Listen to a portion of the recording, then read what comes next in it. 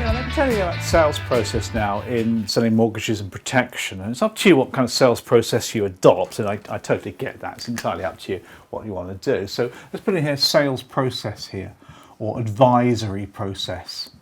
Many of you have got your own sales process. Now I'm talking here about protection, be able to sell protection well. I've seen dozens, hundreds of different types of sales processes that mortgage advisors operate for now.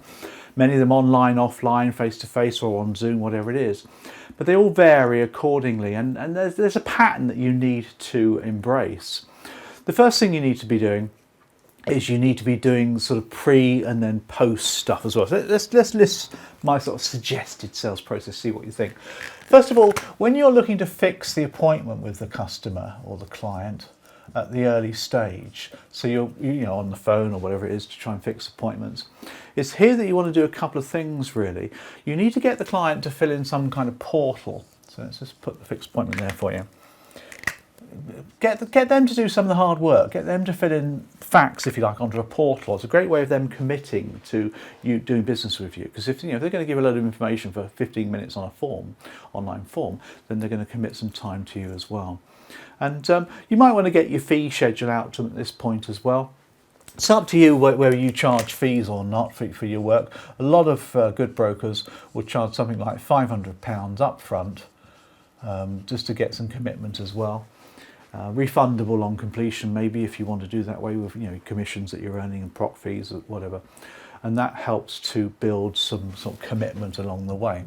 Now, once you get down to the actual fact finding itself or the actual sales process, you're going to have a number of meetings probably, and there's a good way of having it. So you can have a first meeting. Here we are. Let's put the first meeting in there for you. That's meeting number 1.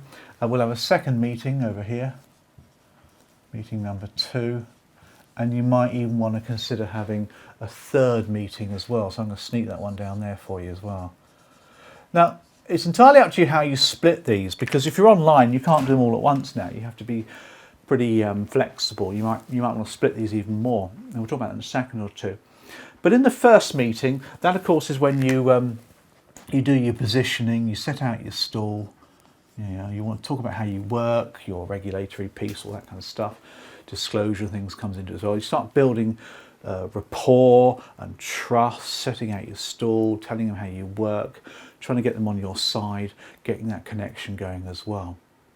You then want to talk about your planning or the way you operate, your methodology, if you like. A lot of advisors like to talk about their foundation, if you like, their methodology at this point, how you like to work. Nothing wrong with that. Methodology. Some good advisors use like the sort of pyramid effect, don't they?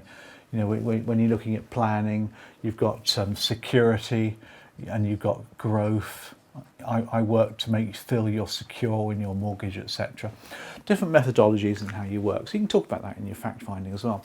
At that point, you want to start doing a proper fact find itself. We've talked about fact find.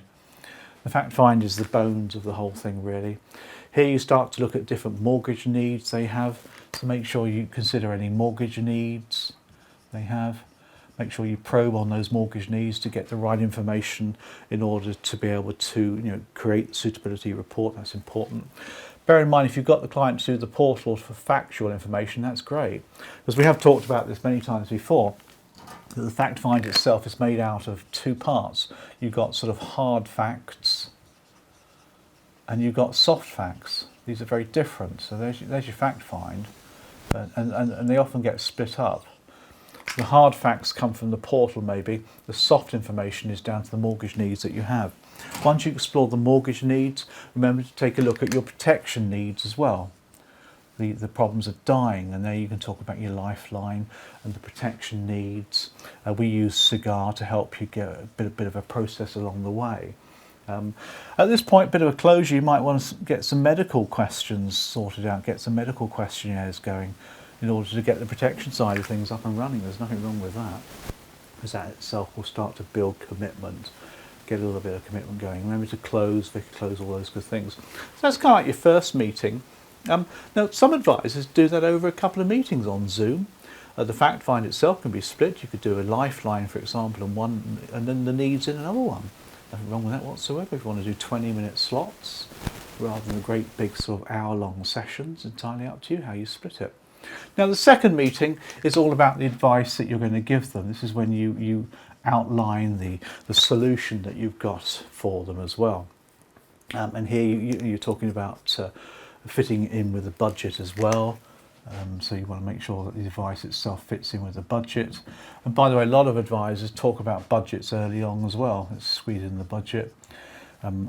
Maybe during the conversation as things progress they'll get a budget, maybe at the end they'll get a good budget for the overall mortgage package. They like to talk about a mortgage package for everything really, rather than just for the mortgage and protection. Bolt-ons are no good, it's all about the one as well. Here of course you want to make sure that you present your protection package as well.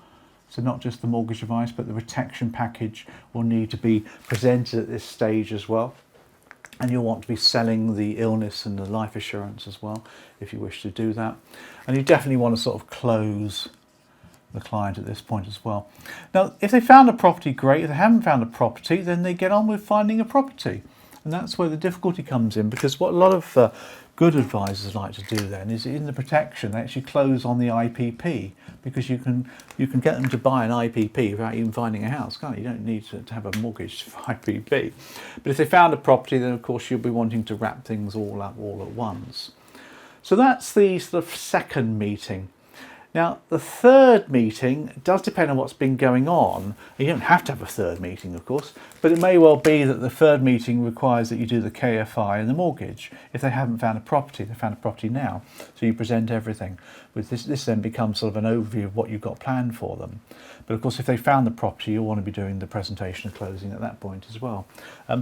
This is your chance then to do the life and kick, critical illness and other health insurance as well. Then of course you want to close on that. So there's kind of a brief overview of the kind of meeting structure that you have. It all depends whether they found a property or not. If they haven't found a property, this is kind of like the precursor to them looking for properties. Get them locked in as much as possible. Second meeting is an idea of the advice that you've got planned for them. Remember to close on the IPP as well if they haven't found a property. If they have found a property, you want to close on the whole thing. A couple of things in there you probably notice you might not have seen before. All the way through you need to be closing, or what I call test closing. Test the water, do the vicar closes, make sure the customer's comfortable to stay with you. Even at this stage as well, if they haven't found a property, test close them. So when you find a property, I can take it safely, assuming that you're going to come back to me and organise things, aren't you? You're not going to go anywhere else. You get the test closing going. Sign them up for IPP, sign them up for the medical questionnaire at this point as well, to get them into it big time. That would certainly help. Here, make sure that you present the mortgage alongside the life. It's one package. It's a great big package. It's not one item. So it's not like bolt-ons, it's the mortgage package. That's another concept that many advisors talk about as well. Call it what you like really, but it's one item. It's all affordability within the budget itself. Don't start leaving it to later. Don't start leaving it till they found the property or mortgage has been offered or exchange of contracts, whatever, before you start selling the life assurance. Unless of course you have different systems. Some clients I work with, the advisor does the fact finding for the need, if you like, and then they got offices that do all the quotes and wrap it all up. And that works okay as well. But as long as you do the fact finding as one and don't leave it out as an add-on at the end of it. That's a good structure for a sales process, mortgage sales process. Obviously you've got the review as well later on down the line when the fixed rate comes to an end. Fees, up to you. Good advisors will charge an upfront fee, and maybe, as I said to you, that gets refunded on completion when you get your proc fee and your commissions from all your insurances. That's totally fine.